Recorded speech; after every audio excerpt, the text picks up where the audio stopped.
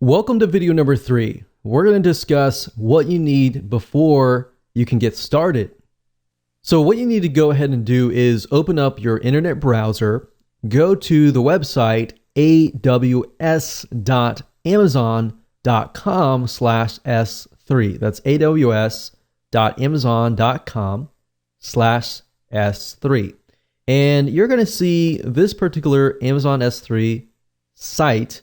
It's also known as Amazon Simple Storage Service, same thing as S3.